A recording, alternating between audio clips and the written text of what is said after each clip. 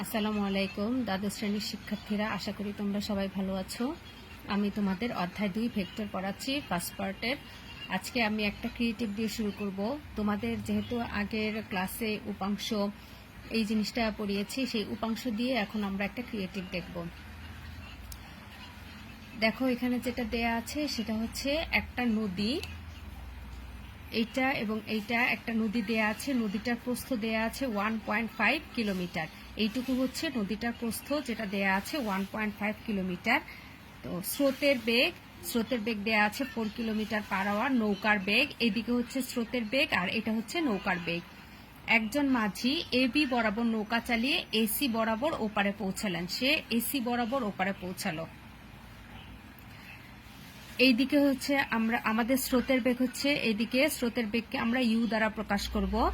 আর নৌকার বেগ, নৌকাটা এদিকে যাচ্ছে, তাহলে নৌকার বেগ আমরা ভি দ্বারা প্রকাশ করব। স্রোতের বেগ হচ্ছে ভূমির সমান্তরালে বা এক্স অক্ষ বরাবর, আর নৌকার বেগ হচ্ছে ওয়াই অক্ষ বরাবর। কেননা নদীটা হচ্ছে এই বরাবর, এই কারণে নৌকার বেগ হবে ওয়াই অক্ষ বরাবর। তারপরে বলেছে একজন মাঝি এবি বরাবর নৌকা চালিয়ে এসি বরাবর ওপারে পৌঁছালেন। এবি বরাবর সে নৌকা চালনা করলো, কিন্তু সে এসি বরাবর ওপারে গিয়ে পৌঁছালো। এটা হচ্ছে স্রোতের কারণে হয়েছে। যেহেতু স্রোত ছিল, স্রোতের একটা বেগ ছিল, সে কারণে এবি বরাবর নৌকা চালিয়ে সে এসি বরাবর পৌঁছে। ক নাম্বার হচ্ছে ব্যাসার্ধ ভেক্টর কাকে বলে। খ আমাদের পায়ে হাঁটা কিভাবে ভেক্টর বিভাজনের মাধ্যমে ব্যাখ্যা করা যায়।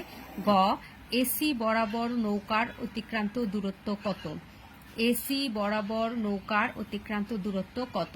আর ঘ বলেছে এবি বরাবর নৌকা চালিয়ে মাঝি বি বিন্দুতে পৌঁছাতে পারবে কি। এডি বরাবর নৌকা চালিয়ে মাঝি বি বিন্দুতে পৌঁছাতে পারবে কি। সে প্রথমে এবি বরাবর নৌকা চালিয়ে এসি বরাবর পৌঁছেছে, আর যদি সে এডি বরাবর নৌকা চালাতো তাহলে বি বিন্দুতে পৌঁছাতে পারবে কিনা সেটা আমাদের ঘয়ে বের করতে হবে। প্রথমে আসি কয়ে। আমি প্রথম লেকচারে সব সংখ্যা পড়িয়েছি, সব ভেক্টরের যত সংখ্যা ছিল সবগুলো পড়িয়েছি। সেখান থেকে হচ্ছে ব্যাসার্ধ ভেক্টর কাকে বলে। ব্যাসার্ধ ভেক্টর আর অবস্থান ভেক্টর একই জিনিস, দুইটা একই। সো অবস্থান ভেক্টরের সংজ্ঞাটাই হচ্ছে ব্যাসার্ধ ভেক্টর। তাহলে ব্যাসার্ধ ভেক্টর কাকে বলবো। প্রসঙ্গ কাঠামোর মূল বিন্দুর সাপেক্ষে কোনো বিন্দুর অবস্থান যে ভেক্টরের সাহায্যে নির্দেশ করা হয় তাকে ওই বস্তুর ব্যাসার্ধ ভেক্টর বলে, বা তাকে ব্যাসার্ধ ভেক্টর বলে। এরপর আমরা আসি ক্ষয়ে। ক্ষয়ে বলেছে যে আমাদের পায়ে হাঁটা ভেক্টর বিভাজনের মাধ্যমে ব্যাখ্যা করো। আমরা যে পায়ে হাঁটি সেটাকে আমরা ভেক্টরের উপাংশ দিয়ে প্রকাশ করব।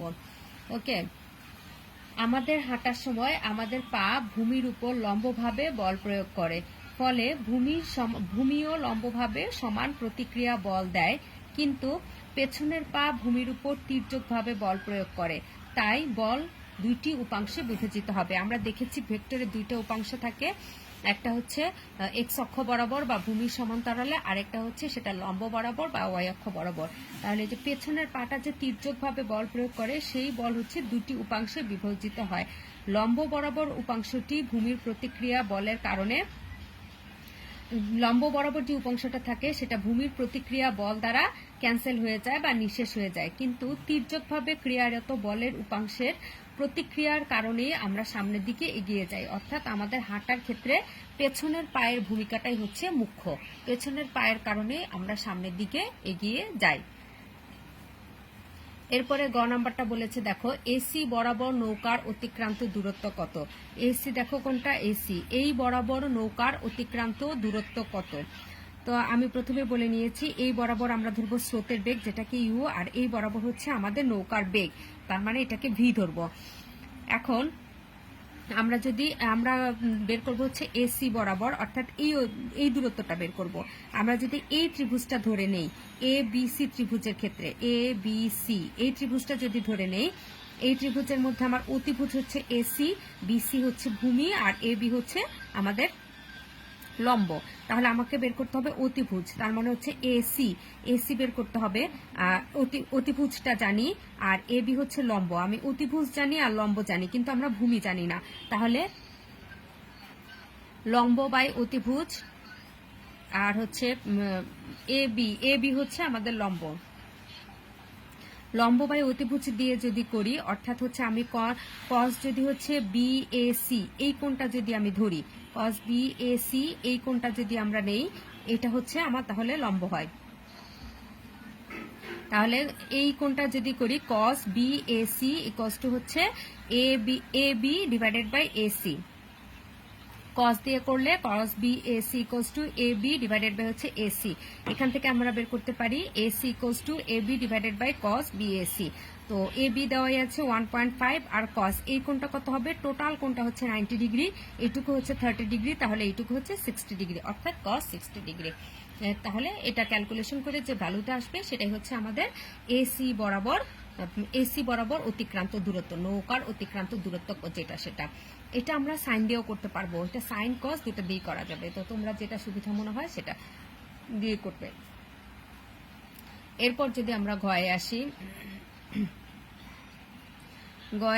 ঘয়ে বলেছে এডি বরাবর নৌকা চালিয়ে মাঝি বি বিন্দুতে পৌঁছাতে পারবে কি। এডি বরাবর যদি নৌকা চালায়, এখন মাঝি এই যে এডি বরাবর যদি নৌকা চালায় তাহলে সে কি বি বিন্দুতে পৌঁছাতে পারবে, সেটা আমাকে বের করতে হবে। তার মানে হচ্ছে আমাকে এখানে অ্যাঙ্গেলটা বের করতে হবে, কোণ বের করতে হবে। এখন কোণ বের করব আমরা, সেটা হচ্ছে কথা। যখন আমরা লব্ধির দিক নির্ণয়ের ফর্মুলাটা পড়েছি সেখানে দুইটা কোণ ছিল, একটা হচ্ছে থিটা, একটা হচ্ছে আলফা। সবসময় খেয়াল করবে আলফা হচ্ছে দুইটা ভেক্টরের মধ্যবর্তী কোণ। এখানে দেখো আলফাকে, এটা হচ্ছে একটা ভেক্টর, আর যেহেতু এই বরাবর যাবে এখন নৌকা, এটা হচ্ছে আরেকটা ভেক্টর, তাহলে এটা হচ্ছে ইউ আর এটা হচ্ছে বি, তাহলে এইটা একটা ভেক্টর এবং এটা একটা ভেক্টর। আর আমাকে বলেছে বি বিন্দুতে পৌঁছাতে পারবে, তার মানে এটা, তার মানে এখন আমরা এটা কনসিডার করবো আর এটা কনসিডার করব। তাহলে এটা যদি একটা ভেক্টর হয়, এটা যদি একটা ভেক্টর হয়, তাহলে তাদের লব্ধি হবে এইটা। ওকে, তাহলে এইটা একটা ভেক্টর, এইটা একটা ভেক্টর। আলফাটা হচ্ছে দুইটা ভেক্টরের মধ্যবর্তী কোণ, তাহলে দুইটা ভেক্টরের মধ্যবর্তী কোণ মানে হচ্ছে এই কোণটা এখন আমরা নিব, এই কোণটা হচ্ছে আলফা। দুইটা ভেক্টরের মধ্যবর্তী কোণ tan theta equals two, theta হচ্ছে লব্ধি এবং যে কোনো ভেক্টরের মধ্যবর্তী কোণ, আর আলফা হচ্ছে দুইটা ভেক্টরের মধ্যবর্তী কোণ। এখন যেহেতু আমার এইটা একটা ভেক্টর, এইটা ভেক্টর, তাহলে দুইটা ভেক্টরের মধ্যবর্তী কোণ, এই কোণটা আমরা নিব, এই কোণটা হচ্ছে আমার আলফা। তাহলে এই কোণটা যদি আমরা হিসাব করি, এই কোণটা আমার কত হয়, টোটালটা হচ্ছে আমার 180 ডিগ্রি। 180 ডিগ্রি থেকে যদি 30 বাদ দিই তাহলে হচ্ছে আমার 150, তার মানে আলফা হচ্ছে 150। অথবা তোমরা এভাবেও করতে পারো, এটা হচ্ছে 90 ডিগ্রি, এটা 90 ডিগ্রি, এটা হচ্ছে 30 ডিগ্রি, তাহলে এটা কত হবে 60, তাহলে 90 প্লাস 60 অর্থাৎ 150, যেভাবেই করো 150। তাহলে এখানে আলফা হচ্ছে 150 ডিগ্রি আমার ধরতে হবে। তাহলে ইউ দেয়া আছে 4 কিলোমিটার পার আওয়ার, ভি হচ্ছে 3 কিলোমিটার পার আওয়ার, আর আলফা চিত্র থেকে আমাকে বের করে নিতে হবে, আলফাটা হচ্ছে 150 ডিগ্রি। আমরা ফর্মুলায় লব্ধির দিক নির্ণয়ের ফর্মুলায় পড়েছিলাম tan theta equals to Q sine alpha divided by P plus Q cos alpha. এখানেও তাই লিখবো ভি সাইন আলফা, যেহেতু ইউ ভি দিয়ে প্রকাশ করেছি, ভিটা হবে কিউ এর জায়গায় আর ইউটা হবে তোমার পি এর জায়গায়, তাহলে V sine alpha divided by U plus P cos alpha. V এর ভ্যালু বসিয়ে দিব, আলফার ভ্যালু বসিয়ে দিব, বসিয়ে দিয়ে ক্যালকুলেশন করে আমাকে থিটা বের করতে হবে। থিটা বের করার সময় খেয়াল করতে হবে আমার এখানে যে ভ্যালুটা বের হয়েছে সেটা হচ্ছে ট্যান থিটা, এটা কিন্তু শুধু থিটা না, এটা বের হয়েছে ট্যান থিটা, আমাকে বের করতে হবে শুধু থিটা। তাহলে থিটা বের করতে হলে এপাশে ট্যান ইনভার্স করে নিয়ে আসতে হবে, ট্যান ইনভার্স করে ভ্যালুটা বসিয়ে দিয়ে তারপরে ক্যালকুলেশন করে যেটা আসবে সেটা। আবার আমি বলছি এই ফর্মুলার মধ্যে আলফাটা হচ্ছে দুইটা ভেক্টরের মধ্যবর্তী কোণ, কাজে আমাকে চিত্র থেকে আগে বুঝতে হবে আমার ভেক্টর দুইটা কোনটা কোনটা, সেই ভেক্টরের মধ্যবর্তী কোণটা বের করে নিতে হবে। আর যদি কোনো সৃজনশীলে দেয়া থাকে তাহলে তো দেয়াই থাকলো। তাহলে আলফা হচ্ছে দুইটা ভেক্টরের মধ্যবর্তী কোণ, আর থিটা হচ্ছে লব্ধি এবং অন্য ভেক্টরের মধ্যবর্তী কোণ, এটা হচ্ছে থিটা। থিটা হবে লব্ধি এবং একটা ভেক্টরের মধ্যবর্তী কোণ, আর আলফা হচ্ছে দুইটা ভেক্টরের মধ্যবর্তী কোণ। এভাবে আমরা এই জিনিসটা মনে রেখে এভাবে আমরা ক্যালকুলেশন করব। তো দেখো এখানে থিটা এসেছে 46.94 ডিগ্রি। আমাকে কোশ্চেনে বলেছিল বি বিন্দুতে পৌঁছাতে পারবে কি, বি বিন্দু এ বি এই বিন্দুটা, তাহলে এখানে লব্ধির সাথে কোণ কত 90 ডিগ্রি, কিন্তু আমার যদি সে এই 150 ডিগ্রি কোণে আগায় তাহলে সে 46.94 ডিগ্রি এই অ্যাঙ্গেলে যেতে পারবে। তো এই অ্যাঙ্গেলে যদি যায় তাহলে সেটা কত হচ্ছে 90 ডিগ্রির চেয়ে কম, তার মানে 90 ডিগ্রির চেয়ে কম মানে 46 মানে হচ্ছে এইরকম অ্যাঙ্গেলে যাবে, অর্থাৎ সে এ বি বরাবর পৌঁছাতে পারবে না, সে এ বি বরাবর যাবে না, এ বি এর আগে 46.94 ডিগ্রি অ্যাঙ্গেলে পৌঁছাতে পারবে। এভাবে তোমরা লাস্টের দুইটা লাইন ব্যাখ্যা করে লিখবে যে যদি এ বি বরাবর তাকে পৌঁছাতে হয় তাহলে তার থিটাটা হতে হবে 90 ডিগ্রি। যেহেতু আমার এখানে এসেছে থিটা 90 ডিগ্রির চেয়ে কম, তার মানে যদি সে এডি বরাবর নৌকা চালায় তাহলে স্রোতের যে বেগ, স্রোতের বেগের কারণে সে এ বি বরাবর পৌঁছাতে পারবে না, এ বি বরাবর অর্থাৎ 90 ডিগ্রি অ্যাঙ্গেলে পৌঁছাতে পারবে না, সে যাবে হচ্ছে 46.94 ডিগ্রি অ্যাঙ্গেলে। আশা করি সৃজনশীলটা তোমরা বুঝতে পেরেছো। নৌকার ম্যাথগুলো সবসময়ের জন্য ইম্পর্টেন্ট, এই টাইপের সৃজনশীলগুলো তোমার আসে, তো তোমাদেরকে এগুলো বুঝে আগাতে হবে। এগুলো হচ্ছে লব্ধির ফর্মুলা দিয়েই করা যায়। লব্ধির মান এবং দিকের ফর্মুলা যদি তোমাদের মুখস্থ থাকে তাহলে নৌকার অঙ্কগুলো অনেক ইজি হবে। আর উপাংশের ব্যাপারটা খেয়াল রাখতে হবে। আর প্রথমে বুঝে নিতে হবে যে তোমার ভেক্টর দুইটা কোনটা। ভেক্টর দুইটা অবশ্যই তোমার হচ্ছে নৌকার বেগ এবং স্রোতের বেগ, এই দুইটা দিয়ে তোমার, এই দুইটাই হচ্ছে তোমার দুইটা ভেক্টর, এই দুইটা ভেক্টর। আরেকটা হচ্ছে লব্ধি, লব্ধি হচ্ছে যেই বরাবর তোমাকে আরেকটা যেতে বলবে সেটাকে তুমি আরেক লব্ধি ধরে নিবে। আর স্রোতের বেগ এবং নৌকার বেগই হবে সবসময় দুইটা ভেক্টর। এভাবে ধরে নিয়ে আমরা এই অঙ্কগুলো করব। এরপর আমরা আজকে একটা নতুন টপিকসে যাই, ভেক্টরের। আমরা তো স্কেলার গুণন খুব ইজিলি করতে পারি, যে দুইটা রাশিকে গুণ করে দিলাম স্কেলার গুণন হয়ে গেল। কিন্তু আমরা ভেক্টর গুণন কিভাবে করতে পারি, দুইটা ভেক্টরকে কিভাবে গুণ করতে পারি, কারণ এখানে দুই রকমের ব্যাপার আছে, মানও আছে দিকও আছে। তো ভেক্টরের গুণন হচ্ছে দুই প্রকার, একটা হচ্ছে স্কেলার গুণন বা ডট গুণন, আর একটা হচ্ছে ভেক্টর গুণন বা ক্রস গুণন। এই দুই প্রকার গুণন হতে পারে দুইটা ভেক্টর রাশি, একটা হচ্ছে স্কেলার গুণন বা ডট গুণন, আর একটা হচ্ছে ভেক্টর গুণন বা ক্রস গুণন। এই দুই রকম হতে পারে। প্রথমে আমরা আসি স্কেলার গুণন বা ডট গুণফল যেটা, সেটা স্কেলার গুণন বা ডট গুণফল হচ্ছে দুটি ভেক্টরের গুণনে যদি একটি স্কেলার রাশি পাওয়া যায়, দুটি ভেক্টরের গুণনে যদি একটি স্কেলার রাশি পাওয়া যায় তখন রাশি দুটির স্কেলার গুণন বা ডট গুণন হয়, তখন সেটাকে আমরা বলবো স্কেলার গুণন বা ডট গুণন। এবং এই গুণফলটাকে আমরা বলবো স্কেলার গুণফল বা ডট গুণফল। দুটি ভেক্টরের গুণনে যদি একটি স্কেলার রাশি পাওয়া যায় তখন রাশি দুটির স্কেলার গুণন বা ডট গুণন হয়, এবং এই গুণফলকে বলা হয় স্কেলার গুণফল বা ডট গুণফল। স্কেলার গুণফলের মান হবে রাশি দুইটির মানের এবং তার অন্তর্ভুক্ত ক্ষুদ্রতর কোণের কসাইনের গুণফলের সমান। স্কেলার গুণফলের মান হয় রাশি দুটির মানের এবং তাদের অন্তর্ভুক্ত ক্ষুদ্রতর কোণের কসাইনের গুণফলের সমান। এখন আমরা যদি একটা উদাহরণ দিয়ে দিই, দেখো আমি একটা চিত্র এঁকেছি, এখানে এ এবং বি হচ্ছে দুইটি ভেক্টর। এ ভেক্টরটা এই দিকে বরাবর হচ্ছে এ ভেক্টর এবং এই দিক বরাবর হচ্ছে বি ভেক্টর, তাদের মধ্যবর্তী কোণ হচ্ছে থিটা। তাহলে এ এবং বি দুইটা ভেক্টর রাশি, এদের মধ্যবর্তী ভেক্টর হচ্ছে থিটা। স্কেলার গুণফল বা ডট গুণফল লেখার নিয়ম হচ্ছে দুইটা ভেক্টরের মাঝখানে একটা ডট দিব আমরা, এটাকেই বলা হয় স্কেলার গুণফল বা ডট গুণফল। তাহলে এ ডট বি, এটা বলবো আমরা স্কেলার গুণন বা ডট গুণফল। পড়ার সময় আমরা পড়বো এ ডট বি।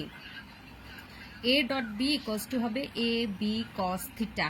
এ হচ্ছে ভেক্টর এ এর মান আর বি হচ্ছে ভেক্টর বি এর মান, অর্থাৎ A dot B equals to A B cos theta. এটাই হচ্ছে সূত্র স্কেলার গুণনের। A dot B equals to হচ্ছে এ বি কস থিটা। তাহলে বি কস থিটা এই অংশটাকে আমরা বলবো এ এর উপর বি এর লম্ব অভিক্ষেপ। বি কস থিটাটা হচ্ছে এ এর উপর বি এর লম্ব অভিক্ষেপ। এই যে দেখো আমি একটা লম্ব এঁকেছি, এই লম্বটা, তাহলে এই অংশটা হচ্ছে এ এর উপর বি এর লম্ব অভিক্ষেপ, তাহলে এই অংশটা হচ্ছে আমার বি কস থিটা। দেখো এখানে থিটা যেহেতু এই অংশ অনুভূমিকের সাথে উৎপন্ন করেছে, তাহলে এটা হচ্ছে কস। এক্স অক্ষের সাথে বা অনুভূমিকের সাথে উৎপন্ন হবে, তাহলে এটা হচ্ছে কস। এই লম্বটা এঁকেছি এ এর উপরে, তাহলে এই অংশটা হবে বি কস থিটা। তাহলে বি কস থিটা হচ্ছে এ এর উপর বি এর লম্ব অভিক্ষেপ। তাহলে এ কস থিটা কি হবে, এ কস থিটা হবে বি এর উপর এ এর লম্ব অভিক্ষেপ। লম্ব অভিক্ষেপ দিয়েও অনেক সময় সৃজনশীল আসে, এই জন্য কোনটা লম্ব অভিক্ষেপ থাকলে কি বের করতে হবে সেটা বললাম। বি কস থিটা বললে তার মানে হচ্ছে এ এর উপর বি এর লম্ব অভিক্ষেপ, আর এ কস থিটা হচ্ছে বি এর উপর এ এর লম্ব অভিক্ষেপ। এবার আমরা আয়ত একক ভেক্টরগুলো যে দেখেছি তাদের স্কেলার গুণফলটা দেখব। আয়ত একক ভেক্টর হচ্ছে তিনটা অক্ষ বরাবর যে একক ভেক্টর আমরা কল্পনা করি, এক্স অক্ষ বরাবর আই, ওয়াই অক্ষ বরাবর জে এবং জেড অক্ষ বরাবর কে। এটা আমি আগে পড়িয়েছি, তোমরা জানো। এই যে তিনটা অক্ষ বরাবর এক্স ওয়াই জেড, এই তিনটা অক্ষ বরাবর আমরা তিনটা একক ভেক্টর কল্পনা করে নিই। এক্স অক্ষ বরাবর হচ্ছে আই একক ভেক্টর, ওয়াই অক্ষ বরাবর হচ্ছে জে একক ভেক্টর এবং জেড অক্ষ বরাবর হবে কে একক ভেক্টর। কে একক ভেক্টরকে আমরা টুপি চিহ্ন দ্বারা প্রকাশ করি। এক্স অক্ষ বরাবর আই একক ভেক্টর, ওয়াই অক্ষ বরাবর জে একক ভেক্টর, জেড অক্ষ বরাবর কে একক ভেক্টর। এই তিনটা একক ভেক্টরকে, তাহলে এই যে তিনটা একক ভেক্টর এগুলোর স্কেলার গুণফল কিভাবে হয় সেটা আমরা দেখি। দেখো I dot I, J dot J আর K dot K. I dot I, J dot J, K dot K, এগুলোর ডট প্রোডাক্ট করলে হয় 1। I dot I, J dot J, K dot K, এগুলোর ডট প্রোডাক্ট করলে হয় 1। কিভাবে হয় দেখো, আই ডট আই, আই একটা একক ভেক্টর, জে একটা একক ভেক্টর, কে একটা একক ভেক্টর, তিনটাই হচ্ছে একক ভেক্টর, সো এদের ভ্যালু হচ্ছে 1। তাহলে আমরা ফর্মুলায় পড়েছি যে A dot B equals to A B cos theta. এটার জন্য কি হবে, i dot I equals to i i cos theta. I যেহেতু একক ভেক্টর, মান হচ্ছে 1, তাহলে 1 1 কস থিটা। এখন থিটা কত, আই এবং আই দুইটার মধ্যবর্তী কোণ কত হবে, অবশ্যই 0 ডিগ্রি, কারণ দুইটা একই অক্ষ বরাবর, সো তাদের মধ্যবর্তী কোণ হচ্ছে 0 ডিগ্রি। তাহলে হবে 1 1 cos 0 ডিগ্রি, তাহলে আসে 1। এই জন্য I dot I equals to J dot J equals to K dot K equals to হচ্ছে 1। আবার এটা দেখো, আই যদি জে এর সাথে ডট গুণ হয় তাহলে কি হবে, i dot J equals to J dot K equals to K dot I equals two 0।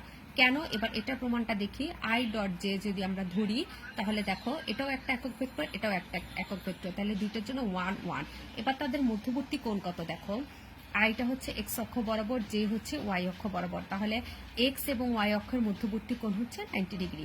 তার মানে আই এবং জে এর মধ্যবর্তী কোণ হচ্ছে 90 ডিগ্রি। তাহলে এখানে আমরা বসাবো cos 90, আর cos 90 এর মান 0, এ কারণে 0। সেখান থেকে I dot J, J dot K এবং K dot I equals to আসে 0। এভাবে আমরা এটাও করতে পারি, এটাও করতে পারি, করে দেখতে পারি তিনটার জন্যই আমরা 0 আসতেছে।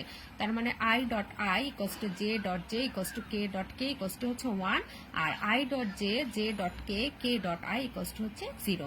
এই হচ্ছে আমার আয়ত একক ভেক্টরগুলোর স্কেলার গুণফল। এবার আমি এই রিলেটেড একটা ম্যাথ দেখি যে স্কেলার গুণফল দিয়ে কি ধরনের ম্যাথ আসতে পারে। দেখো দুইটা ভেক্টর দেয়া আছে পি এবং কিউ, এই দুইটা হচ্ছে দুইটা ভেক্টর। এই যদি দুইটা ভেক্টর হয় তাহলে আমাকে বলেছে পি ও কিউ এর মধ্যবর্তী কোণ নির্ণয় করো, অর্থাৎ পি ও কিউ দুইটা ভেক্টর দেওয়া আছে, তাদের মধ্যবর্তী কোণটা কত হবে। তাহলে আমরা যদি ডট গুণফল বা স্কেলার গুণফলের ফর্মুলাটা প্রয়োগ করি তাহলে আমরা মধ্যবর্তী কোণ পেতে পারি, কারণ ফর্মুলা হচ্ছে A dot B equals to A B cos theta.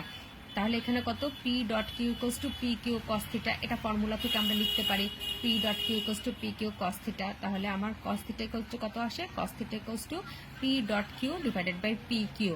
P dot Q হচ্ছে স্কেলার গুণফল, পি কিউ এর স্কেলার গুণফল, আর পি কিউ হচ্ছে তাদের মান, অর্থাৎ পি হচ্ছে পি ভেক্টরের মান এবং কিউ হচ্ছে কিউ ভেক্টরের মান। এবার যদি আমরা ডট করি তাহলে P dot Q equals to কি হয়, এক্স অক্ষ বরাবর দুইটার, অর্থাৎ P X Q X plus P Y Q Y plus P Z Q Z. X অক্ষ বরাবর পি এর যে ভ্যালুটা থাকবে সেটার সাথে ইন্টু করতে হয় কিউ ভেক্টরের এক্স অক্ষ বরাবর যে উপাংশ আছে সেটা, প্লাস ওয়াই অক্ষ বরাবর পি এর যেই মান সেটা এবং ওয়াই অক্ষ বরাবর কিউ এর মান যেটা সেটা, প্লাস জেড অক্ষ বরাবর পি এর যে মান সেটা ইন্টু জেড অক্ষ বরাবর কিউ এর যে মান সেটা। এভাবে আমরা স্কেলার প্রোডাক্টটা ডটটা করে থাকি।